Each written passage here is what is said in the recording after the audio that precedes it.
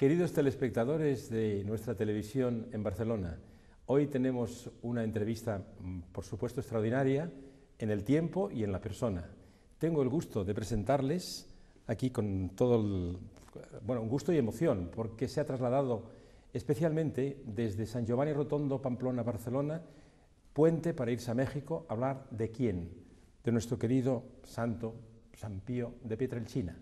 Este es el tema central de hoy.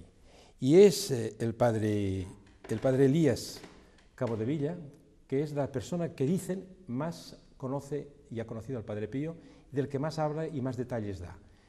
Él puede estar, no le gusta quizá que lo diga, pero él puede estar hasta 7 horas hablando del Padre Pío. Y nosotros disponemos de un tiempo justito de 50 minutos. Padre Elías tendrá que circunscribirse un poco al programa que tenemos un poco organizado usted y yo, hemos hablado de las cosas interesantes, que son muchas, que vamos a hablar hoy de San Pío de Pietrelcina.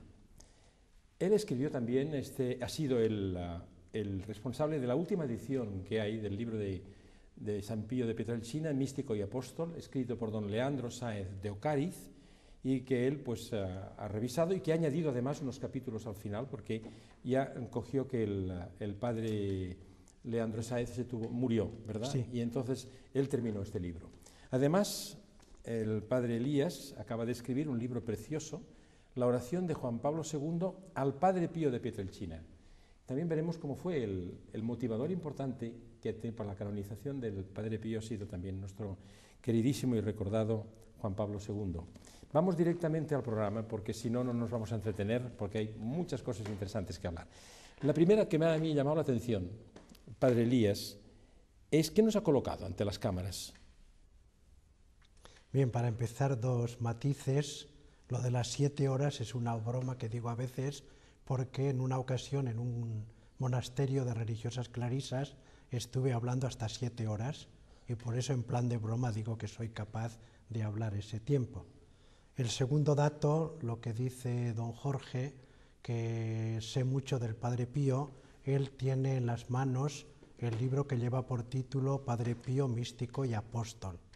Posiblemente del Padre Pío Apóstol, es decir, el hombre que tiene una actividad intensa como sacerdote, como capuchino, pues sé algunas cosas. Lo que no logro saber y posiblemente nunca lo sepa es del Padre Pío Místico. En místico sabemos que es la palabra que quiere decir lo que Dios hace por otros caminos en el alma de un creyente. Y lo que hizo en el Padre Pío por ese camino es tan rico y por tanto tan difícil que de eso pues sé muy poco. Bien, a la pregunta que me hace don Jorge, delante tenemos una reliquia del Padre Pío, es un mitón. El mitón es un guante que deja los dedos libres. El Padre Pío, que tuvo durante 50 años las llagas en manos, pies y costado, para proteger y para ocultar las llagas de las manos, usaba estos mitones, y uno de los que usó en vida es el que tenemos aquí delante de las cámaras. Muchas gracias. Para seguir un poco una línea cronológica, ¿por qué no nos coloca al Padre Pío en la época y en el lugar o lugares en donde él vivió? Bien, esto es creo que especialmente importante, ante todo por este motivo, porque el Padre Pío vive antes del Concilio Vaticano II. El Concilio Vaticano termina en el año 56, el Padre Pío muere en el año 58, pero difícilmente lo que la Iglesia reflexiona en el concilio puede tener aplicación, no diré a la vida, pero sí al ministerio del Padre Pío. Me parece un dato importante para entender algunas de las cosas que pone en marcha el Padre Pío, por ejemplo, los grupos de oración. Bien, centrando al Padre Pío en el lugar, el Padre Pío nace en Pietrelcina, que está en el centro sur de Italia, y vive durante 50 años en San Giovanni Rotondo, donde reposan hoy sus restos, que como posiblemente luego podamos indicar, pues son visitados por más de 8 millones al año. Nace el 25 de mayo de 1887 y muere un 23 de septiembre del año 1968, por tanto a la edad de 81 años. El Padre Pío, cuando tiene 15 años, como otros muchos jóvenes en aquel momento, comienza su vida de formación para franciscano capuchino, para sacerdote. Desde el año 1903 al año 1910 en que se ordena de sacerdote, sigue el curso normal de los estudios que se seguía entonces y también hoy en los seminarios. 1910 recibe el sacerdocio por una enfermedad misteriosa para los médicos, misteriosa para él. Tiene que estar durante 7 años, de 1909 a 1916, en su pueblo de Pietralcina. Esa enfermedad misteriosa para los médicos parecía ser una pulmonía y le aconsejan los aires puros de su pueblo natal, pero por las cartas que tiene a su director espiritual sabemos que es la etapa que usa el Señor para prepararle al Padre Pío para lo que él llama la grandísima misión como sacerdote. Esa grandísima misión la ejercita luego en San Giovanni Rotondo, donde llega el 27 de julio de 1916 y donde permanece hasta su muerte, fecha, como he dicho, 23 de septiembre del 68. Lo tenemos pues ubicado al Padre Pío y recalco este dato, que un santo hoy conocido en todo el mundo no sale fuera de un viaje que hace a Roma de una semana, no sale de ese pequeño territorio de unos 200 kilómetros a lo largo y a lo ancho. Nápoles, donde participa como soldado en la Primera Guerra Mundial, Pietralcina, San Giovanni Rotondo. Otra cosa que me ha llamado la atención, y yo por supuesto, como muchos telespectadores, hemos viajado a Italia varias veces en avión, en coche, en los aeropuertos ya solamente ya en Italia, y en las gasolineras cuando vas en coche, empiezas a ver ya recordatorios del Padre Pío, como si es ya un personaje famoso. Y yo le pregunto, Padre Elías, ¿era tan famoso ya en vida el Padre Pío? Bueno, el Padre Pío es especialmente famoso desde un 20 de septiembre de 1918, fecha en que recibe las llagas del Señor en manos, pies y costado. Por mucho que el Padre Pío hace para que se oculte ese don que le concede el Señor por segunda vez.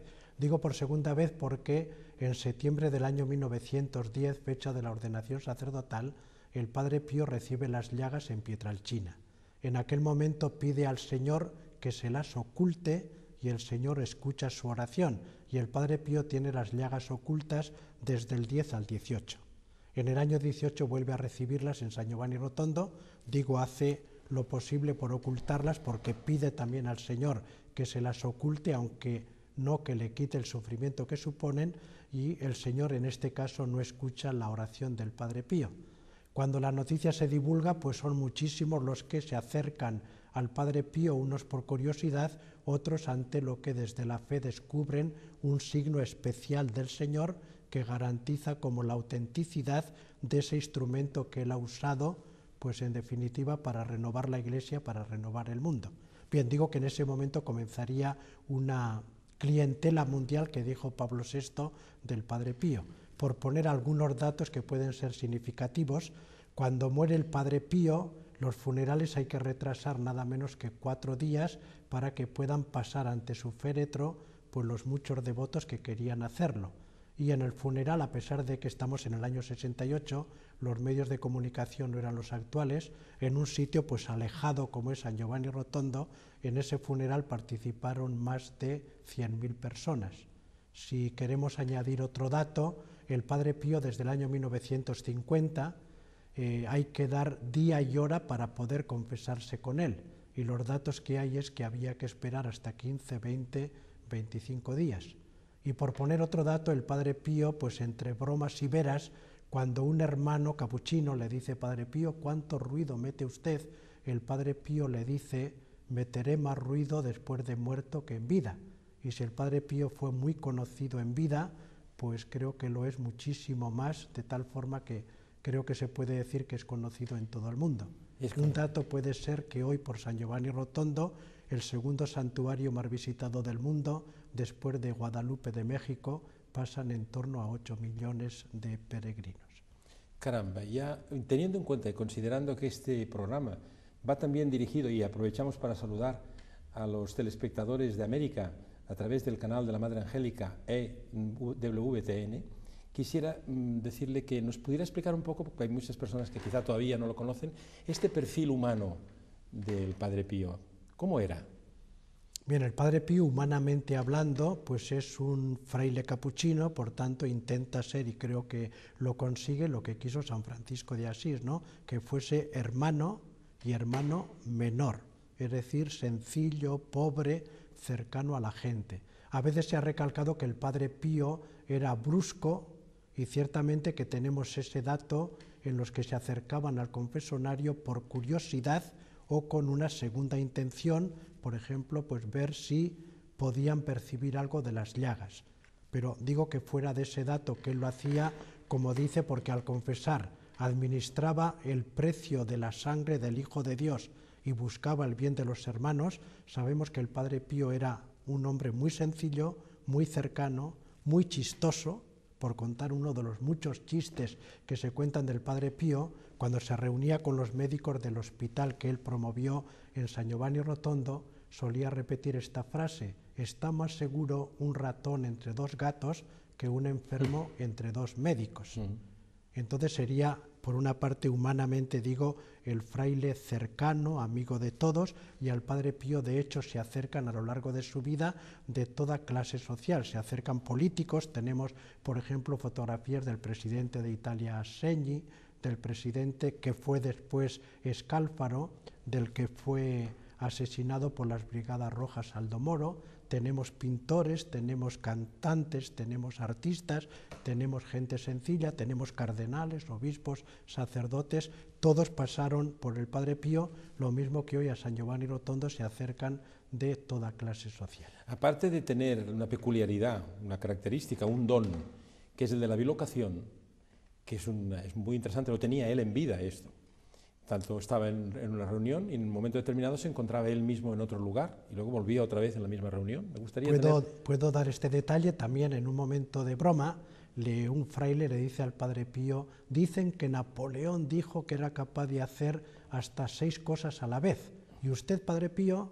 Y el Padre Pío responde: yo 6 cosas a la vez no, pero puedo hacer 3. Puedo confesar, puedo rezar el rosario, y aquí habría pues otro misterio, y puedo pasearme por el mundo.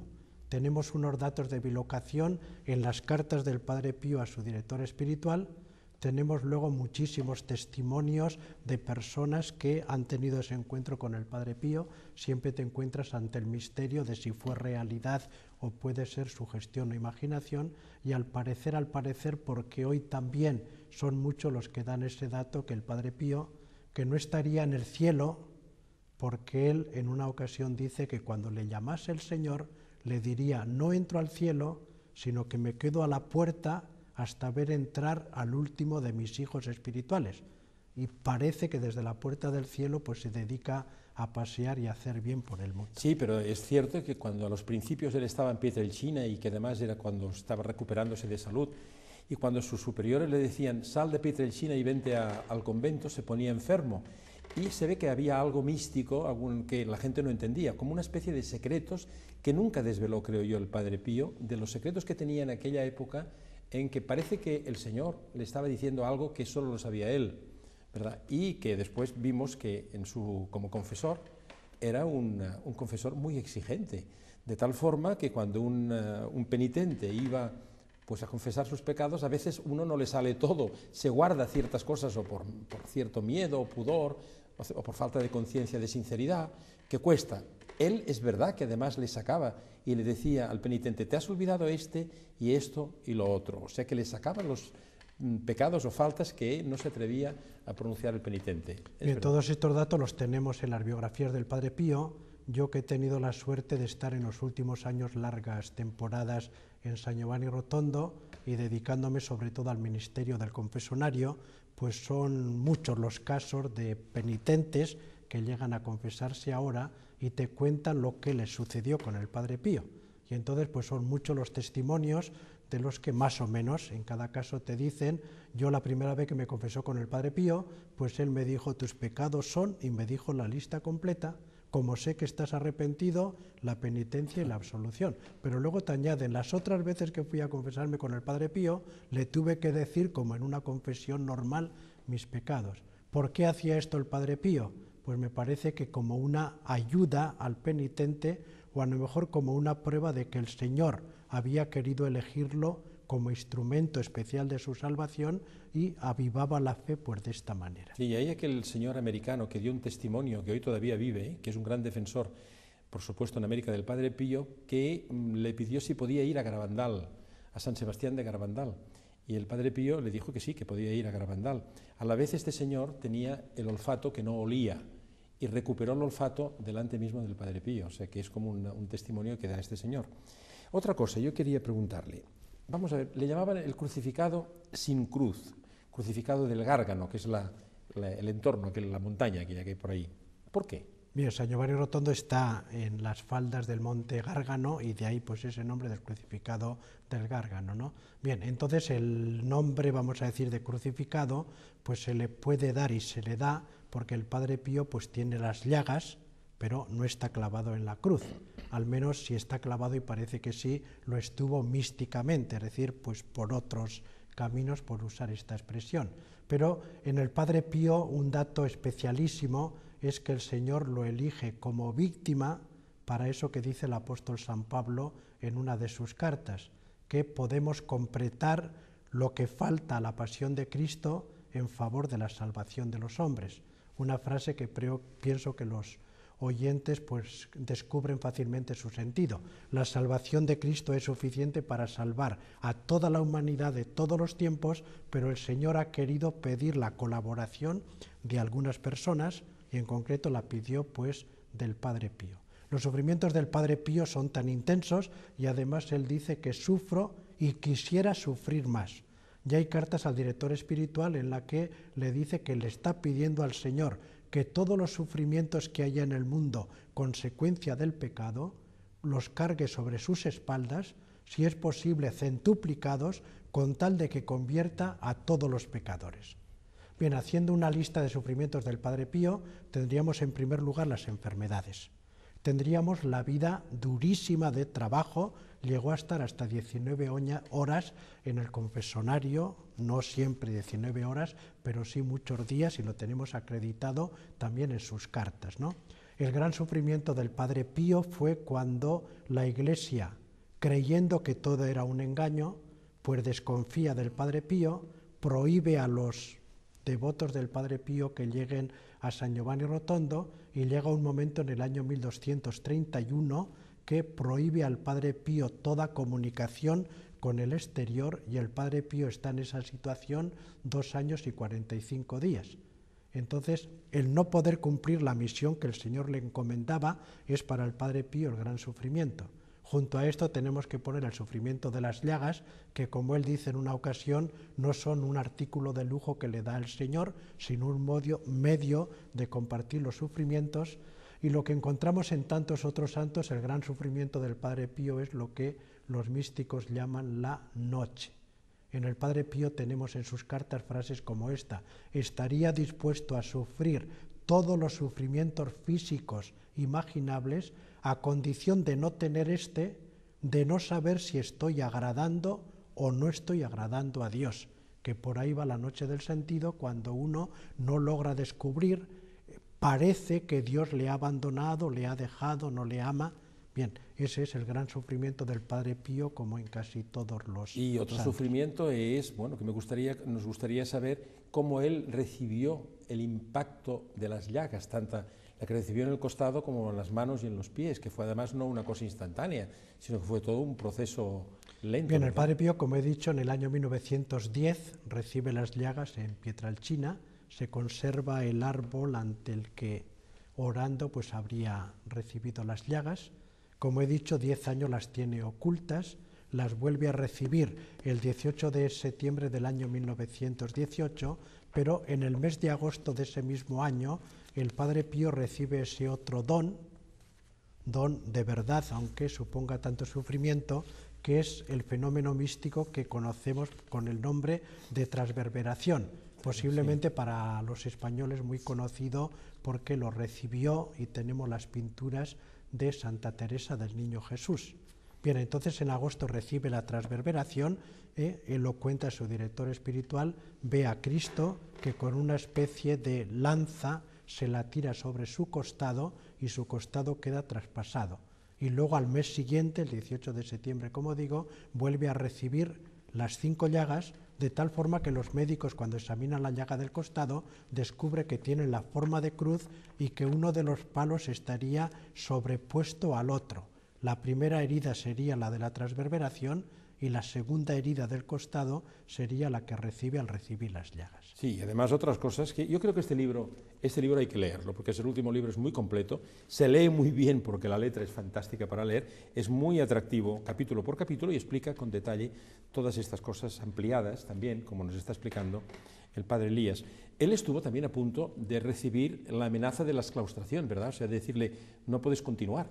Bueno, no solo estuvo con la amenaza, sino que el documento llegó de Roma para que viviese fuera del convento, porque estaba de hecho por razón de la enfermedad. Él entonces se dirige a San Francisco de Asís y le dice, me llamaste a vivir en el claustro y ahora vas a dejar que me expulsen de él. Y entonces pues los superiores tienen de alguna forma compasión y no terminan de aplicar ese decreto. De tal forma que el Padre Pío sigue viviendo los 7 años que he dicho fuera del convento, pero se le permite vivir con el hábito capuchino como un signo de pertenencia todavía a la orden capuchina. Aquí hace un tiempo determinado tuvimos la oportunidad de hacer una entrevista, tuve la oportunidad y la suerte de hacer una entrevista al Padre Fortea, que es un exorcista, sacerdote exorcista reconocido, aquí en España por supuesto, y en el extranjero también, y hablaba de los ataques diabólicos. Y yo al leer este libro, pues me he quedado sorprendido de los ataques diabólicos tan sonoros y tan fuertes que recibía, las palizas, mejor dicho, que recibía el Padre Pío del demonio, ¿verdad? Que además Bueno, todo esto lo tenemos como muy acreditado hasta el año 1922, que es cuando tenemos el epistolario o las cartas del Padre Pío a los directores espirituales. Entonces eran muy frecuentes el demonio que se le aparecía en forma también física o visible, en forma de serpiente, en forma de un perro negro. Sí. Los religiosos de la comunidad ven en varias ocasiones cómo salta de la ventana de la celda un perro negro. Entonces el Padre Pío no solía bajar a cenar, la habitación la tenía encima del comedor. A veces los frailes durante la cena pues oían los ruidos de golpes, de hierros, subían a la habitación y le encontraban al Padre Pío tendido en el suelo, sudando como quien ha mantenido una fortísima lucha contra alguien. Hay un dato, me parece que especialmente bonito, que luego pues nos da luz sobre el Padre Pío confesor. Uno de los exorcistas, un capuchino que era exorcista en la provincia de Foça, cuenta que en una ocasión que tiene que hacer los ritos de expulsar a un demonio, le pregunta por qué se han cebado tan duramente con el Padre Pío. Y el endemoniado responde por el bien que el Padre Pío va a hacer en el confesonario. Y ahora le descubre esto. El Padre Pío, cuando confiesa, tiene a su derecha y a su izquierda a la Virgen y a San Francisco, que le dicen lo que tiene que decir y cómo tiene que decir. Este hermano, cuando se encuentra después con el Padre Pío, le dice, Padre Pío, quiero una respuesta y me la tiene que dar. Es verdad que cuando usted confiesa lo que he dicho. Y el Padre Pío, que mirando con los ojos al suelo, en signo de humildad, le responde, si no fuese así, ¿qué es lo que yo podría hacer en el confesonario? Claro. Bien, yo creo que este ya es un espacio, que leyendo el libro, lo repito, creo que vale la pena. Pero otra cosa que llama mucho la atención es observar las fotografías en las misas del Padre Pío. Vamos a llamarle esta atención, este encandilamiento tan importante, esta concentración delante de la Sagrada Forma, que esto verdaderamente pues llama la atención. ¿Cómo eran las misas del Padre Pío? Bueno, la misa del Padre Pío, no hace falta decirlo, es la misma que celebramos los sacerdotes. Lo que pasa que el modo de celebrarla pues parece que era distinto. Aquí me gustaría resaltar dos cosas. Una he apuntado un poquito antes, que sería el Padre Pío místico, es decir, que recibe unos dones especiales también cuando celebra la misa. Por ejemplo, el que he dicho antes, cuando le comenta a su director espiritual que no son dos corazones que laten al unísono, sino el de Cristo que ha fusionado el suyo. En una carta del día 1 de mayo del año 1912, el Padre Pío llevaría 2 años de sacerdote, le dice a su director espiritual que el mes de mayo es para él un mes en el que experimentar los mimos de la Virgen hacia él le resulta especialmente fácil. y le dice: lo he experimentado de nuevo hoy. Con cuánto mimo la Virgen me ha llevado de la mano hasta el altar.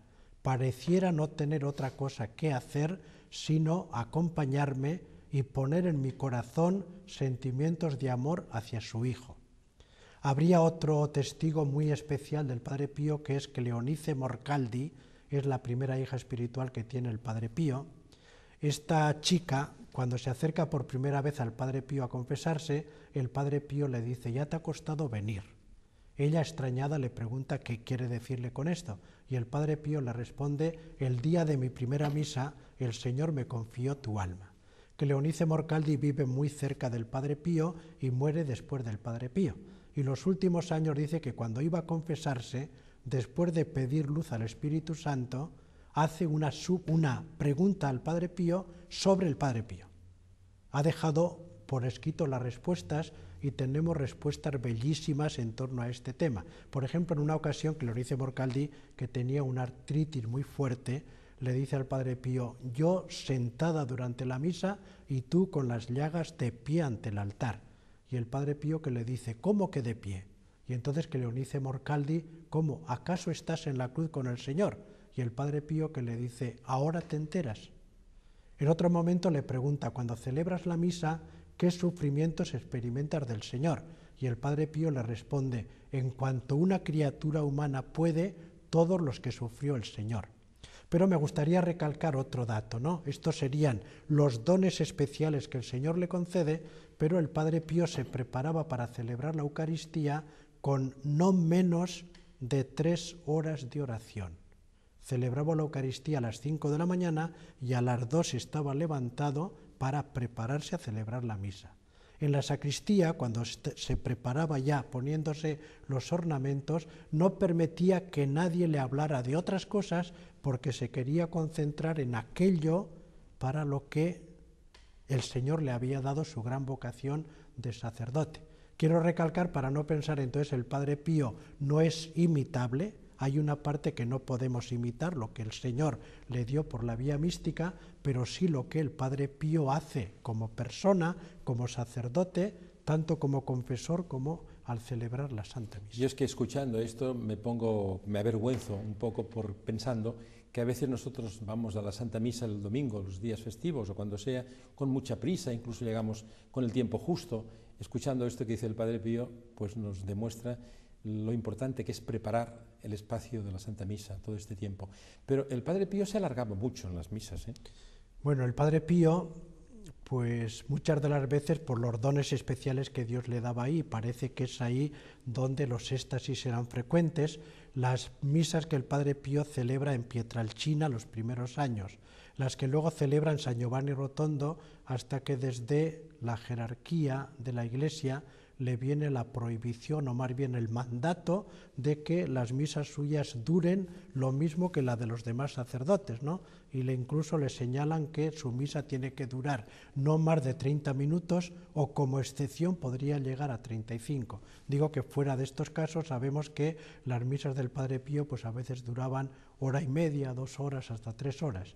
En esos 2 años y 45 días que he dicho antes, en que el Padre Pío está segregado, no puede recibir a nadie en el convento y no puede salir, él tiene que celebrar la misa en el oratorio privado de los capuchinos del piso primero del convento, acompañado por el ayudante, y ni siquiera los capuchinos podían entrar a esa misa.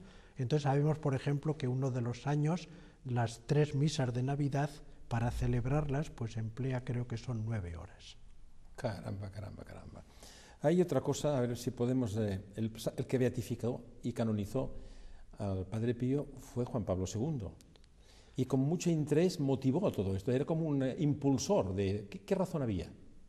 Bueno, la relación del Padre Pío con Juan Pablo II pues tiene datos muy conocidos y creo que importantes, ¿no?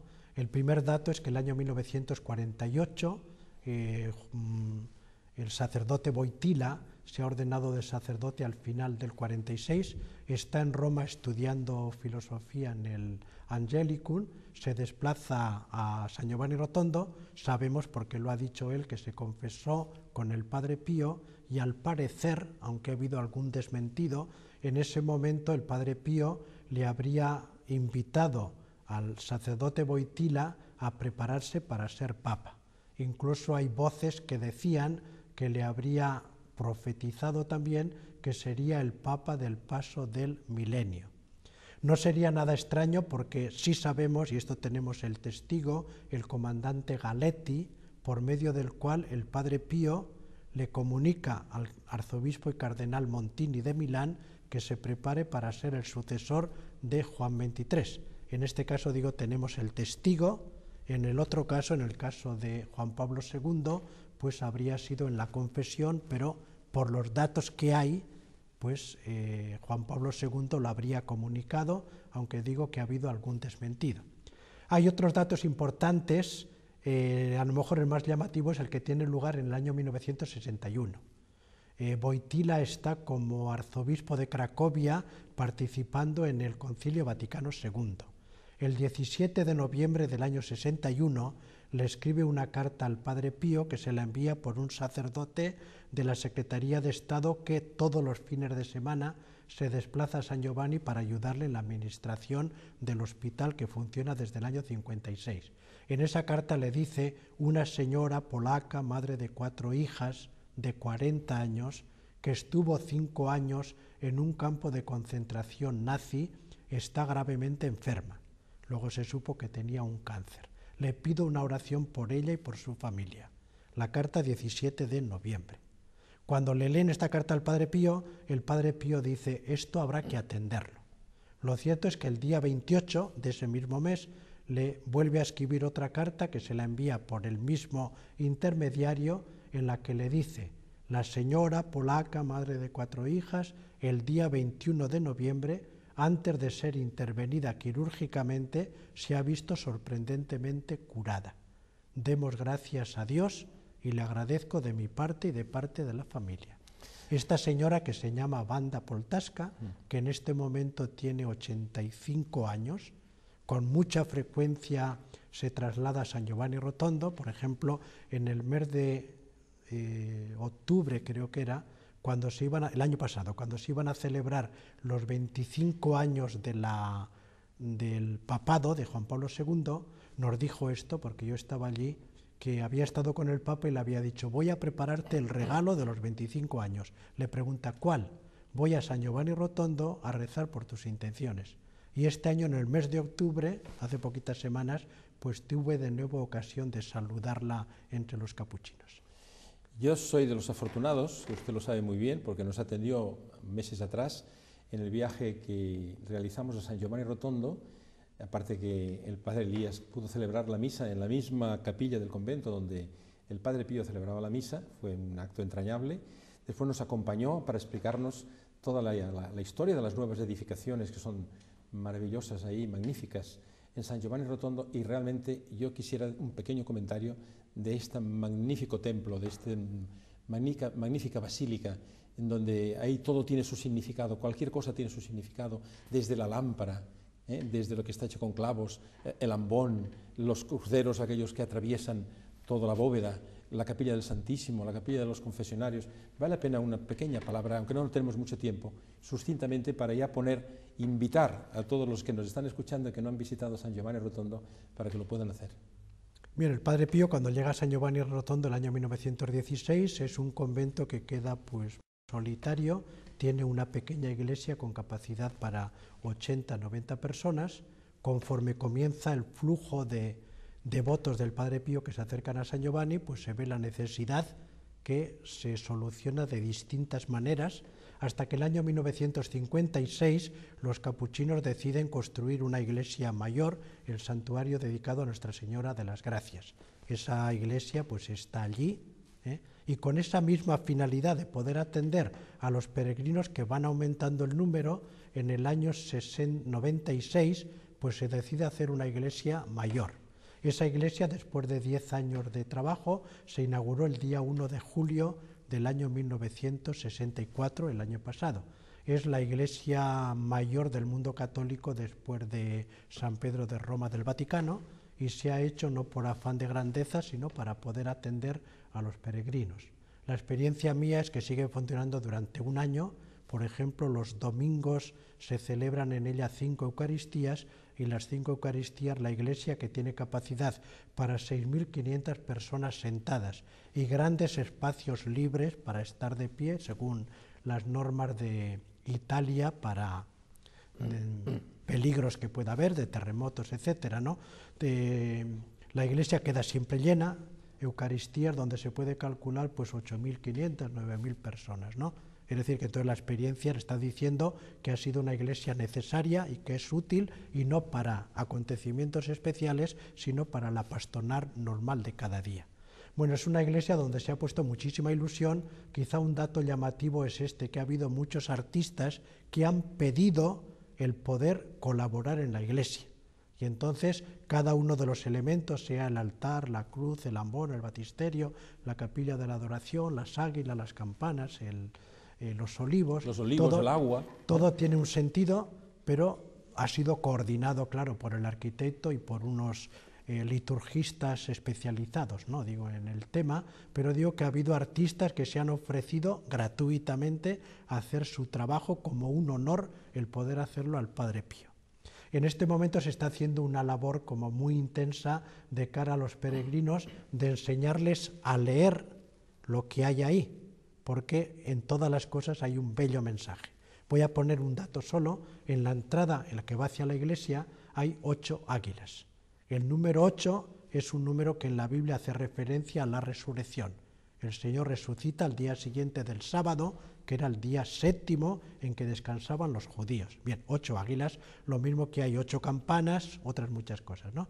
Bien, el águila hay 2 leyendas, una de ellas que dice que es el único animal que puede mirar con los ojos abiertos al sol. Y una segunda leyenda que dice que el águila, cuando por ley de vida le tocaría morir, emprende el vuelo hacia el sol quema las plumas de las alas, quema su carne, y cuando por ley de vida tendría que caer muerta al suelo, reemprende el vuelo renovada y rejuvenecida. Esta idea pues la tenemos sugerida en el profeta Isaías y en el Salmo, creo que el Salmo 103. Bien, entonces está puesto ahí como una invitación a los peregrinos que se acercan a la iglesia del Padre Pío a mirar con la fe al verdadero sol, que es Cristo, para dejarse renovar, rejuvenecer por él. Así estaría pues todos los elementos de la nueva iglesia. Y es que le preguntaría tantas cosas que tengo aquí, me tengo que resistir porque ya me dicen que no vamos mal de tiempo, pero se está terminando. Hay una cosa que impresiona mucho, que es el hospital. Háblenos del hospital, que fue una idea totalmente trabajada e impulsada por el Padre Pío personalmente. Bien, el Padre Pío, que es el hombre de oración, a lo mejor convendría dar como el retrato mejor del Padre Pío, que creo que es el que dio el Papa Pablo VI. Pablo VI, hablando a los superiores de los capuchinos a los 2 años y meses de la muerte del Padre Pío, en febrero del 70, expone la espiritualidad del franciscano capuchino y termina diciendo: si viven esto, le sucederá algo parecido de lo que ha sucedido al Padre Pío. ¿Qué clientela mundial tuvo? ¿Por qué? Porque era un filósofo, porque tenía dinero, y ahora hace el retrato. Celebraba la misa humildemente, confesaba de la mañana a la noche, era hombre de oración, hombre de sufrimiento y, aunque difícil de decirlo, representante vivo de las llagas de nuestro Señor, lo que he dicho antes. Bien, el Padre Pío es hombre de oración que promueve la oración, y ahí tenemos la gran obra extendida en todo el mundo, que son los grupos de oración del Padre Pío. Y el Padre Pío es el hombre de sufrimiento que quiere sufrir, pero para que no sufran sus hermanos. Y él hace lo que humanamente puede para evitar las causas del sufrimiento, porque el sufrimiento es consecuencia del pecado, que no lo quiere Dios y por tanto no quiere el sufrimiento. Entonces el Padre Pío realiza todas las obras sociales que puede para evitar las causas del sufrimiento. Una causa es la ignorancia, y el Padre Pío promueve en San Giovanni Rotondo, a pesar de su pequeñez, 3 escuelas primarias para las que llama a 3 comunidades religiosas que siguen atendiendo. Y crea una escuela profesional, y voy a dar este dato tal como lo cuenta el superior del convento, porque creo que es muy significativo para ver cómo el Padre Pío era decidido a la hora de tomar los acuerdos necesarios, ¿no? El Padre Pío ve que el superior está con un grupo de jóvenes en la portería del convento. Le pregunta después: ¿qué es lo que hacían esos jóvenes? Les damos de comer. ¿Que les damos de comer? Que trabajen. Sí, pero no tienen trabajo. Pues hay que buscarles trabajo, sí, pero no saben trabajar. Pues hay que enseñarles a trabajar. Y el Padre Pío llama a los terciarios capuchinos, recién fundados aquí en España por el obispo capuchino, Monseñor Amigó.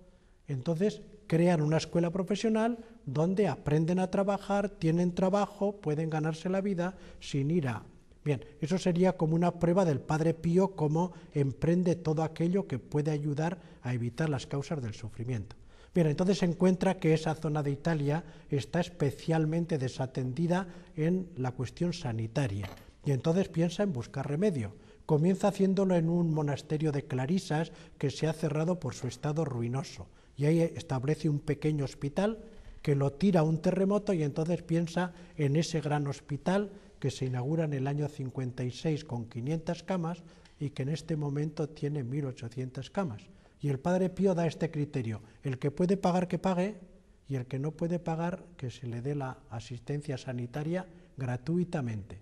Pero esto porque a los grupos de oración les dice que la oración les tiene que llevar al compromiso caritativo, y con los donativos que le venían puede construir el hospital, lo puede ampliar y puede atender gratuitamente a los enfermos. ¿Y se puede mantener así? Así se mantiene, aunque en este momento muchas de las enfermedades van en coordinación con la seguridad social. Podría ser, porque es un criterio que da el Padre Pío, que dice esto: en el pobre está Cristo, en el enfermo está Cristo, en el pobre enfermo está 2 veces Cristo, como invitación a los médicos, enfermeros, etcétera, de cómo tienen que atender al enfermo. Y si cabe otro dato, cuando al Padre Pío le dicen que ese hospital es demasiado lujoso porque está todo cubierto de mármol, él dice: yo lo haría de oro porque en este hospital se va a atender a Cristo presente en los enfermos. Muy bien, y para terminar ya la última cosa importante, nos quedan unos minutos, ¿cuáles son los mensajes que el Padre Pío da a los hombres del siglo XXI?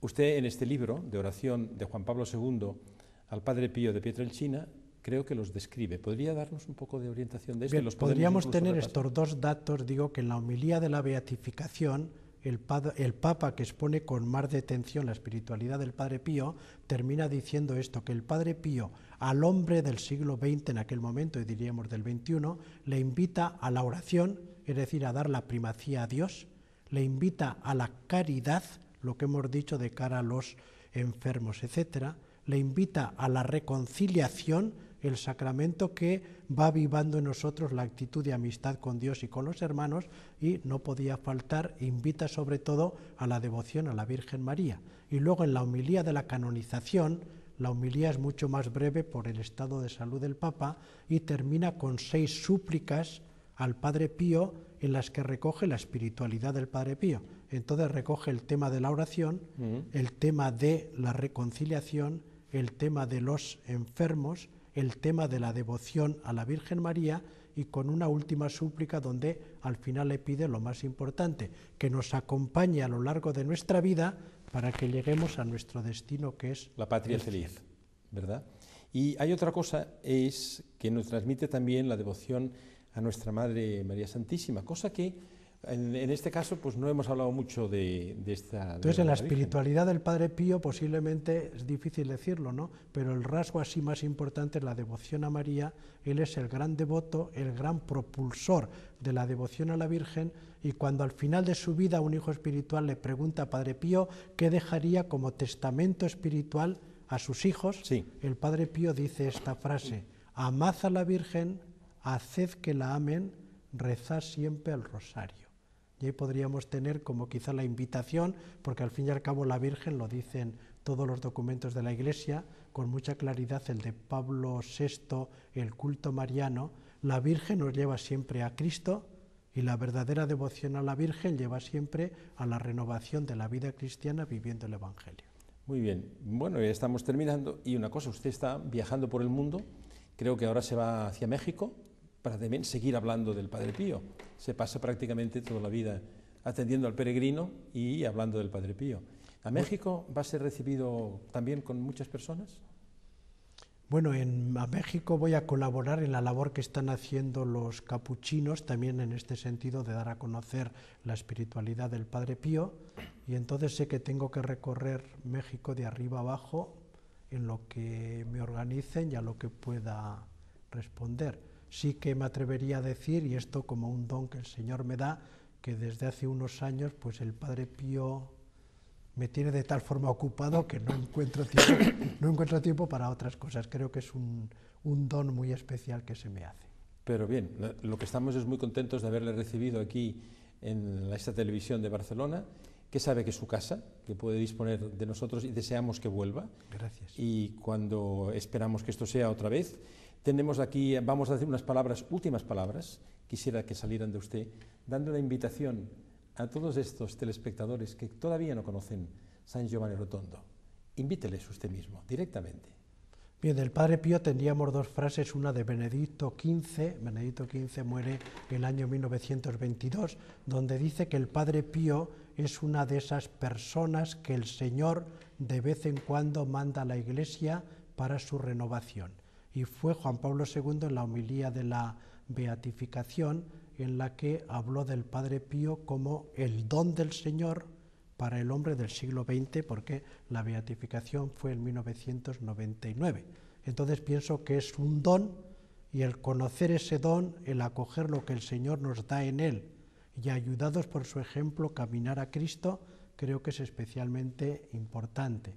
Y como al fin y al cabo el Padre Pío, donde vivió y donde reposan sus restos, está en San Giovanni Rotondo, pues a lo mejor el acercarnos a esos lugares, a su tumba, pues puede ser un estímulo para el Padre Pío, pero lo que tiene que ser como camino hacia el Señor, pasando por la Virgen María, porque creo que el Padre Pío lleva a la Virgen y la Virgen nos lleva a su Hijo, a Cristo. Es un estímulo, yo lo puedo asegurar que es un estímulo, porque personalmente con un grupo de esta Barcelona pues tuvimos la oportunidad de visitar San Giovanni Rotondo y quedamos todos diciendo vamos a volver. ¿Cuándo? No lo sé, pero que vamos a volver si Dios quiere también. Y invito a todos los telespectadores que lo conozcan, que vivan esta espiritualidad, que se reconviertan en esta visita que van en San Giovanni Rotondo, porque el reconvertirse es algo que debemos hacer cada día, pero aprovechando esta ocasión nos vamos a reconvertir mucho más. Que tengan ustedes, pues, les haya gustado este programa, que les vaya muy bien y que esperemos otra vez a nuestro querido Padre Elías que vuelva otra vez por aquí.